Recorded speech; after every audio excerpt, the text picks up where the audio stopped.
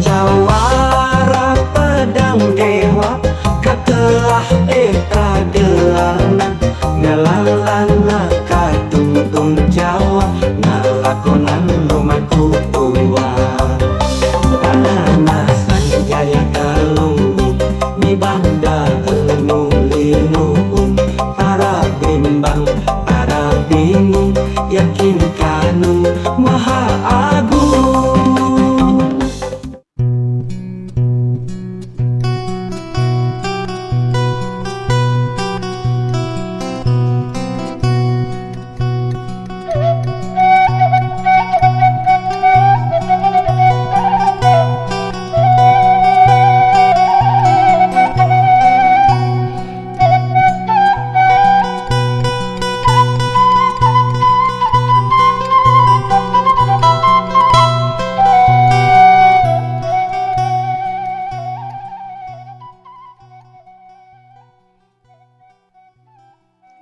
Assalamualaikum warahmatullahi wabarakatuh. Sampurasun mitra kaum dangu baraya tepas Sunda di mana bae ayana wilujeng wengi wilujeng batepang dangu deunya sareng aki di acara dongeng Sunda anu dipedarti kandaga tepas Sunda YouTube. Urang sasarangan ngareuyeun bari nikreuh ngareah-reah seni dongeng Sunda supados teu tilem ente punah ku zaman tetap aya, tetap rame, tetap nanjeur, tetap waluya di negeri nyalira. Waluya dongeng Sunda, waluya ki Sunda. Kumaha daramang sadayana? Alhamdulillah upami daramangnya mugi-mugi wae nya sadayana aya dina ginanjar kawilujengan teu kirang sapapaosna di paparinan kesehatan lahir sareng batina. Jembar manah gampil rizki serta tebih tina balaina amin ya robbal alamin. Urang keureuy deui pamirsa dongeng sanjaya galunggungna si Jawara Pedang Dewanya dina lalakon lumaku purwa anu ayeuna nincak bagian ke 267. Sadajan aki medar dongeng mangga ulah asa-asa kang yang nemean mancon nemean ngadangukeun di subscribe heula nya ditoel palebah tombol loncengna supados aya notifikasi upami aki ngupload data napin raskeun hancanya. Urang geureuy atuh terasan ieu dongeng hancana urang amparkeun sama kabuitanana nya. Par samakna sor bajigurna mangga kaparayun sadayana prung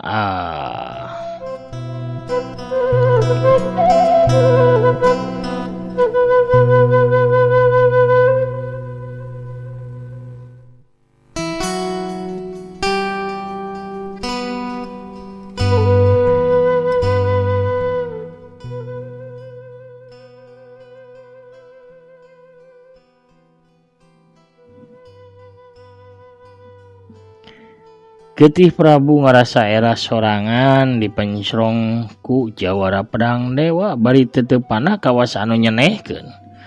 Kawas anu nganaha-naha kana perasaan cintana ka Pluh Satanggi. Nyahirna mah Getih Prabu teh mutuskeun pikeun gancang mawa init Pluh Satanggi pikeun diubaran di tempat anu leuwih aman. Hiji waktu kuring bakal ngajelaskeun sakabehna ka anjeun sanjaya. Ceuk Getih Prabu, rengse nyarita kitu mah Getih Prabu teh langsung bengolebat. Init bari mawa Pluh Satanggi. Putik Lina ngarita gancang udag tapi dihulag ku Sanjaya. Ulah diudag. Putik Lina ngarego manehna malik ka arah Jawara Pedang Dewa.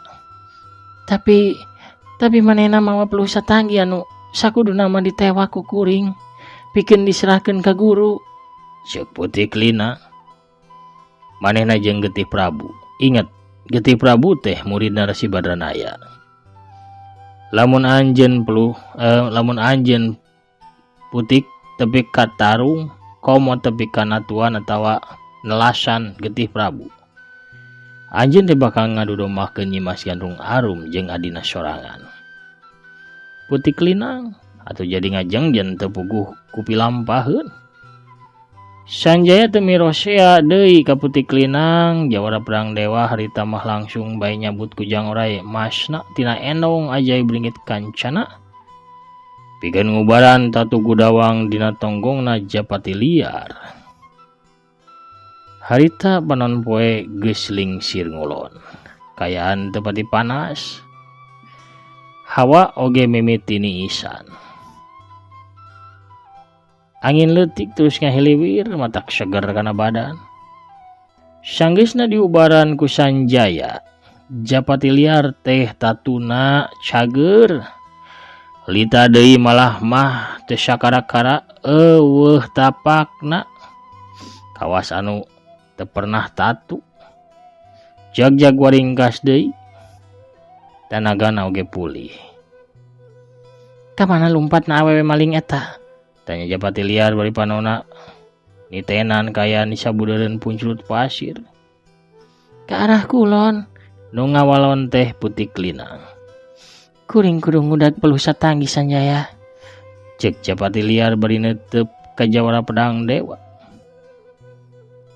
Ulah gagabah. Manehna teh babarengan jeung Getih Prabu. Walon Sanjaya. Kuring teu paduli manehna rek dibaturan ku saha bae oge. Ingat, Getih Prabu teh murid Resi Badranaya. Sobat dalitna jenat guru anjeun Japati. Cek kuring ge. Kuring teu paduli manehna mihak ka pihak maling pusaka. Eta anu jelas mah. Oge geus natuan ka kuring ku cara ngabongohan. Hartina manehna anu geus nyieun pucuk ti girang. Lamun perlu, saduana ge sakalian ku kuring bakal diperenan. Kolebat. Push. Tengah dago deui. Tengah dago deui kana walonan ti Jawara Pedang Dewa. Japati liar teh langsung bae ngeblesat gancang pisan. Gerakanana manis sakicep geus ngiles ti hareupeun Sanjaya jeung Putih Kelinang.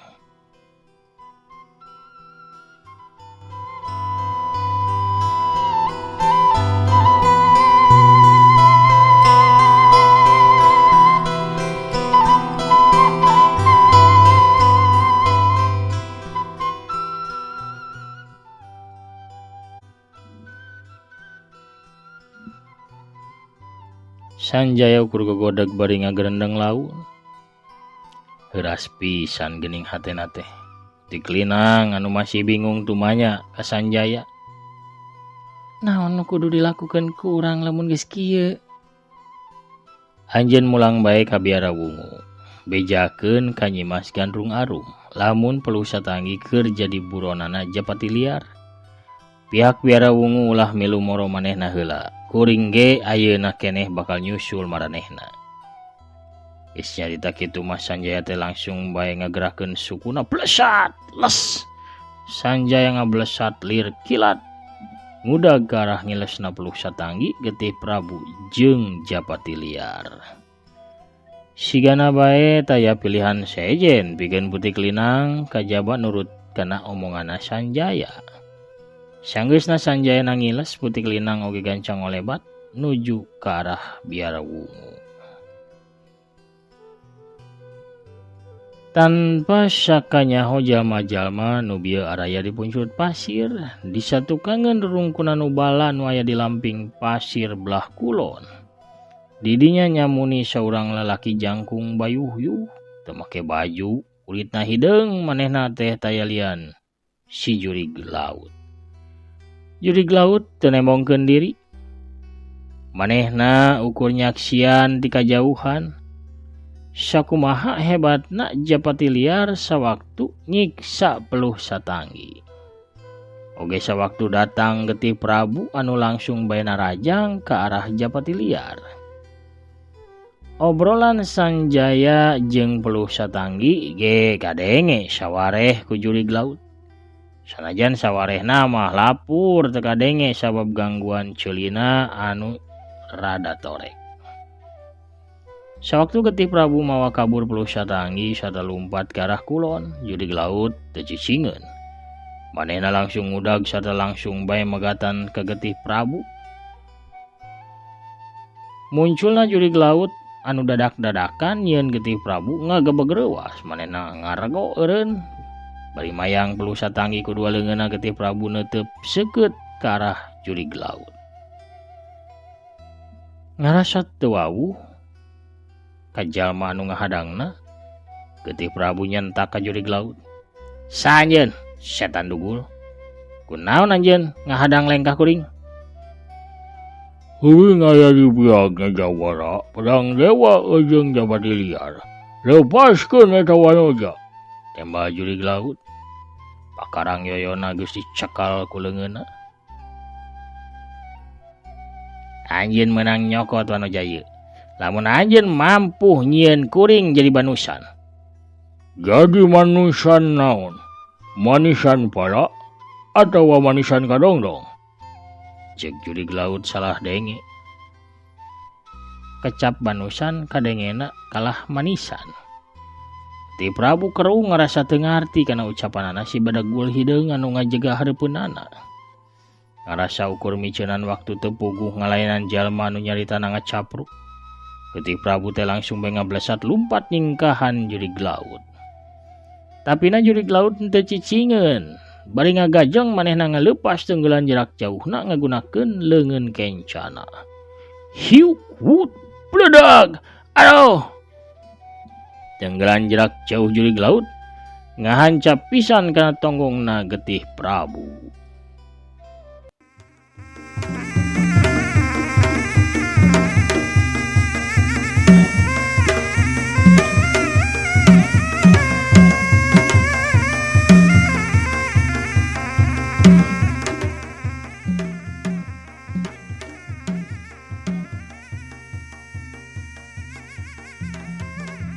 Getih Prabu saharita ngajung ke labuh peluh satanggi macang leupas tina leungeunna. Kakarak ge Getih Prabu nguniang pikeun hudang.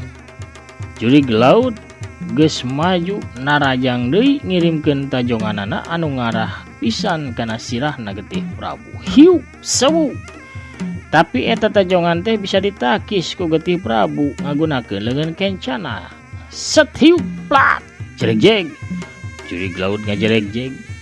Getih Prabu malas narajang, dampal dengan katuhuna langsung ngagentak ka hareup. Hiu wut plesa. Aya sinar koneng sagede nog hayam ngablesat ngarah kana hulu angeunna jurig laut. Hiu wut pledag. Jurig laut kadorong mundur aya kana 7 lengkahna. Bahamna saharita keneh nyemburkeun getih sager. Tetempuanana ngadadak ranyai kararoneng. Sakujur awakna ngadadak leuleus. Daligdeug salontot, daligdeug ungked. Blum. Jurig laut teh rubuh labuhna kawas nangka asak anu ragrag dina tangkalna.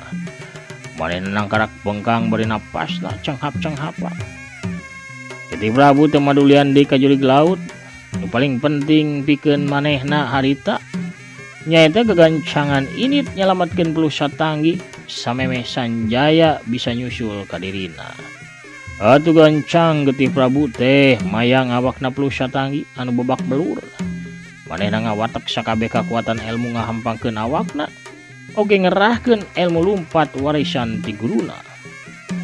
Blesat Getih Prabu lumpat tarik naker manehna bisa narabas secara laluasa sakabeh rungkunan anu ngahalangan jajalaneunana.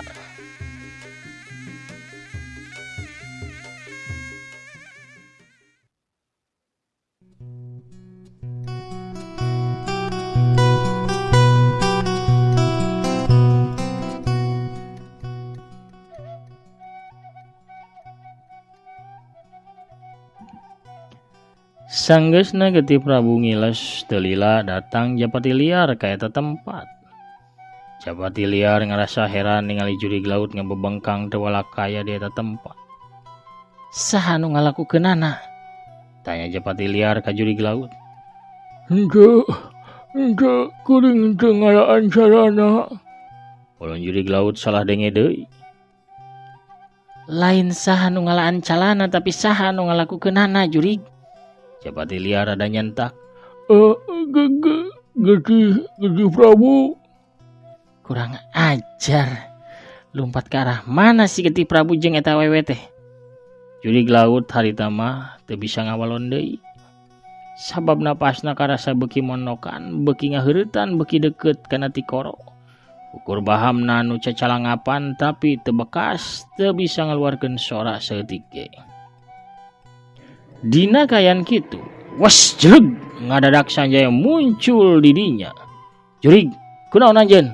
Sanjaya langsung bae muru ka jurig laut anu ngabebengkam. Manehna ditarajang ku Getih Prabu. Pamirsa sadayana satacan kinraskeun hanca dongeng nanya bewara heula bilih aya anu resep kana raksukan Sunda masa model pangsi nya. Oge anu resep atanapi peryogi kana kaos Sunda atanapi anu palai ngoleksi kaneron baduy. Oge anu resep kana bedog Cibatu atanapi bedog Ciomas atanapi bedog sanesna. Tiasa dipeser carana kantun dibuka dina deskripsi video aki ieu. Ditinggal aya link-linkna nya tiasa balanja langsung di tokona atanapi di linkna eta nyaeta ngalangkungan Shopee kumargi aki ditunjuk janten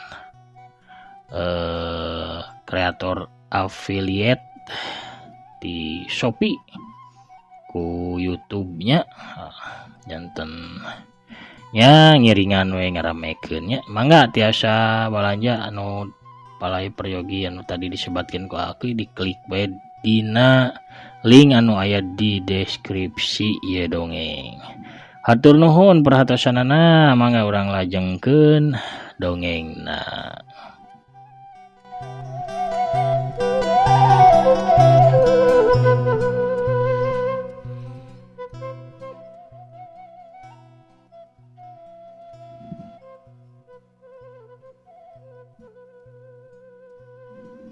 Sanjaya langsung meriksa kaayaanana jurig laut kusabab dirasa tatuna parna. Sanjaya langsung bae nyambut deui kujang mustikana pikeun ngubaran jurig laut. Untung Sanjaya telat datangna, lamun segrada lat saeutik bae ge bisa jadi jurig laut teh bakal tiwas beakeun napas. Sabab pangaruh tina tenggeulanana Getih Prabu teh nyen napasna jurig laut beuki mondokan bae. Jurig laut salamat manehna jag-jag waringkas deui sarta bisa nyarita lancar cara biasa. Manehna oge nerangkeun ka mana arah lumpatna Getih Prabu anu mawa peluh satanggi.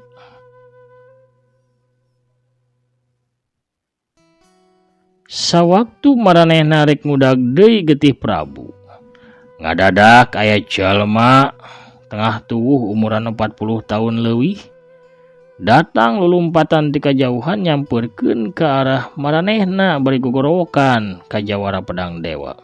Sanjaya! Sanjaya! Oh Sanjaya, ieu kuring, ieu amang Sanjaya, daguan heula ulah wakarinit Sanjaya. Atuh sakabeh panon langsung bae neuteup ka jalma anu harita keur lumpat ka arah maranehna. Japati liar anu ngarasa heran sabab teu wanoh ka eta jalma. Teu wawuh-wawuh acan empoge ka karak harita. Pok manehna teh tumanya ka Sanjaya. Saha eta jalma? Katempona mah kadal ginting, palayana Resi Pakar Pantun. Cek Sanjaya bari ngipitkeun panaona harita teh. Sangkan leuwih sidik ka jalma anu keur lumpat di kajauhan. Bener bae anu datang teh kadal ginting. Kadal ginting anjog gareupeun Sanjaya bari napasna reng haperanjug. Geuning, aya di dieu Mang Ginting? Tanya Sanjaya. Aduh, kela napasna ieu beak ya. Aduh, kela. Rupuh panjang da caritana mah Sanjaya. Nah, anjeun panggih jeung Eyang Resi. Kadal ginting ge kalah malik tumanya. Lain emangna amang can keneh panggih kitu jeung Eyang Resi teh. Acan puguh mah sawaktu kuring ka tempatna Nini Kelong teh anu di leuweung Rancakotek. Eyang Resi teh geus eueuh geus ini cenah mah. Oh gitu. Tadi kene Eyang Resi teh masih rerejengan jeung kami mang. Hah, bener tadi ka mana ayeuna? Ayeuna mah geus ini keur ka tempatna Resi Wulung Gading nganterkeun ka Jora. Ari mang keur naon atuh lumpatan gitu los-los ka dieu? Aduh, rame caritana mah. Sanjaya kieu yeuh. Dadak-dak bae kada ginting nyaritakeun lalampahanana salila nunutur getih Prabu jeung Pelu Satanggi. Eta wanoja teh kawas nu eueuh kapuas. Teu daek puas ngajak deui teh. Getih Prabu oge kawas nu eueuh kacape deui. Kuring bae anu ngintip na ngarasa lungse. Tapi Getih Prabu kawas anu teu ngarasa capek saeutik ge.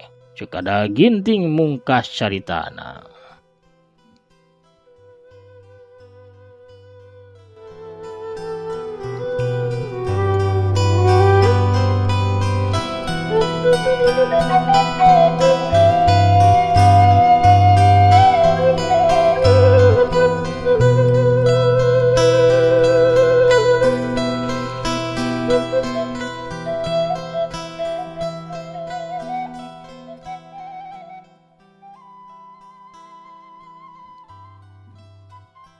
Japati liar ngabalieureun beungeutna neuteup ke arah lumpatna Getih Prabu. Manehna ngarasa era sorangan ngadenge dongengna kadal ginting. Komo kadal ginting nyaritakeun kalakuan Getih Prabu jeung Pelu Satanggi bari jeung pepeta sagala rupa. Sakapeung mah nirukeun gerakan Getih Prabu jeung Pelu Satanggi. Hal eta pikeun Japati liar nyieun era parada sabab ukur manehna sorangan anu awewe di eta tempat. Nu sejenna mah puguh lalaki kabeh. Terus kumaha nasibna dua adik kembaran Pelu Satanggi eta mang? Tanya Sanjaya. Manehna teh ngajaloprak di basisir teuing tiwas teuing ukur kapiuhan hungkul. Da kuring teu mariksa maranehna sabab sieun kausap ku setan. Walon kadal ginting. Sanjaya harita malik bari neuteup ka Japati liar. Sigana bae saduana ngaleupas aji pamikat anu hebat anu nyababkeun maranehna teh jadi saling mika cinta. Bari jeung teu sadar saha jalma anu dipika cintana eta. Paduli setan, cek Japati liar anu sikapna jeung sifatna memang rada kasar sarta judes. Nu dipikiranku kuring mah ukur pusaka eta. Pelu Satanggi kudu masrahkeun panji-panji mayit ka jalma anu boga hak pikeun ngapimilikna. Enaan pusaka panji-panji mayit kuring oge boga katerangan anu penting, cek kadal ginting. Sikepna kawas jalma anu pangnyahoana bae.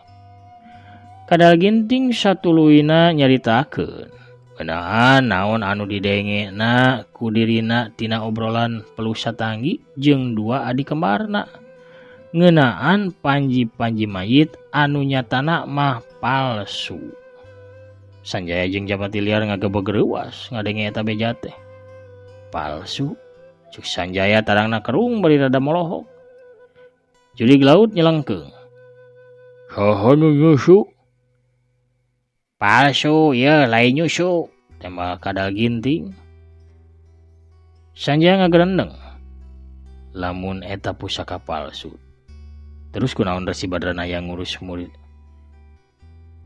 muridna nyaeta Getih Prabu pikeun moro Pelu Satanggi.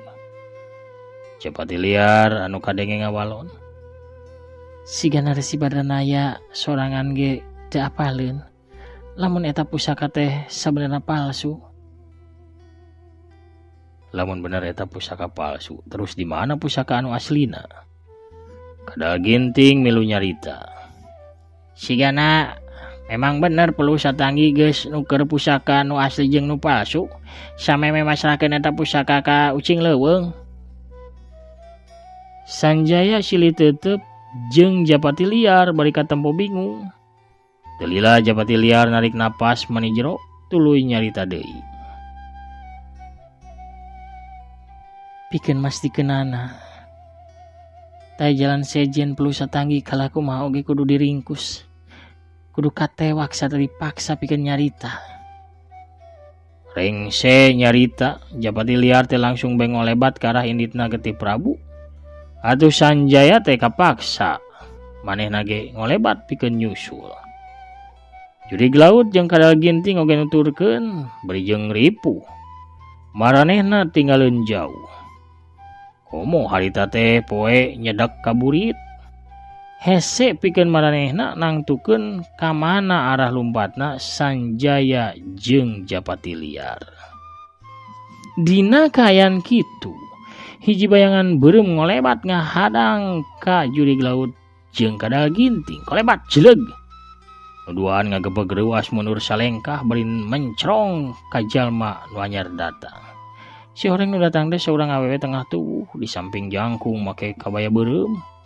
Leungeun kencana ngelek boboko sedangkan leungeun katuhunna nyakelan nyiru anu disuhun dina luhur sirahna. Heuh deh. Kabeneran kapegat ieu duaan mah ieu. Kang Juri ge jeung Mang Kadal. Kadal jeung Juri mani sararieun aing mah. Ieu sok jarajan heula da waktosna sepnya tah ibi nyanak awug amis raos kareueut geura awugna teh matak dedeyeun ceuk bahagus ge tah ieu kukurawuna sok geura diborong ieu. Pohara pamiarsa. Kuno rojolna Bisarwiti atuh urang cekapkeun heula we nya dongengna dugi ka dieu lalampahna Sanjaya dina lakon Lemako Purwa bagian ka-267. Cak urang teu dihandelem sieum geus sampureun urang tuna dihanjuang siang geus sanalaeun. Satacan aki naraskeun hanca sakolebat urang absen heula pairan anu kamari. Aya sahaya Kang Edi Sutrisno ki lajengkeun siap. Kang Topik Abadi oge manco nguru kira Sanjaya Kiwin masih tebih. Kan Nenek Jali alhamdulillah tetap jaya di udara saurna amin. Mugi waluya sehat amin. Teteh Titi Amelia ti Cibiru oge hadir. Kang Amin Aminuddin nya ti Garutna oge Kang Gopal di Tasik.